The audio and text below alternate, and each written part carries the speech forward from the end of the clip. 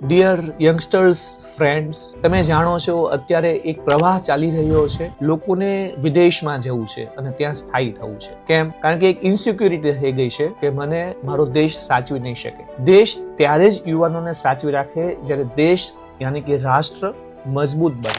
અને રાષ્ટ્રને મજબૂત બનાવવાની જવાબદારી દરેક નાગરિકની છે. અને એમાં મુખ્ય 5 જવાબદારી છે જ્યાંથી રાષ્ટ્ર મજબૂત બને. એક છે દેહ સેવા, રાષ્ટ્ર માટે થોડી શારીરિક શ્રમ સેવા તરીકે આપવું જોઈએ. બીજું છે હૃદયથી સેવા, પોતાનો ભાવ રાષ્ટ્ર પ્રેમ એ ઉભરતો રહેવો જોઈએ. રાષ્ટ્ર પ્રેમ હંમેશા તરબતર રહેતો રહેવો જોઈએ. ત્રીજું છે દેવ સેવા. દેવ સેવા એટલે જે પણ આપણા ગ્રામ્ય દેવતા છે, કુળ દેવતા છે, કે જે પણ આપણે આપણા દેવતાઓને માનીએ છીએ એમની પણ સેવા થવી જોઈએ. ચોથી છે દેશ સેવા. દેશ માટે હું શું સેવા કરી શકું છું? ઇન્કમ ટેક્સ રેગ્યુલર ભરવાથી લઈ અને કચરો નહીં નાખવાની નાની નાની બાબતો એ દેશ સેવા છે. અને સૌથી મહત્વનું ને 5મી વસ્તુ છે ગુરુ વચન સેવા. કોઈ પણ ગુરુ અને સદગુરુ એ રાષ્ટ્રને સમર્પિત હોય છે અને એની આધ્યાત્મિકતાની અંદર પણ અલ્ટિમેટલી એ રાષ્ટ્રની સેવાની જ વાત કરતા હોય છે. ગુરુનું વચન એ ફાઇનલ વર્ડ્સ હોવા જોઈએ અને એને બ્લાઇન્ડલી ફોલો કરવા જોઈએ. તો 5 સેવા કરવાથી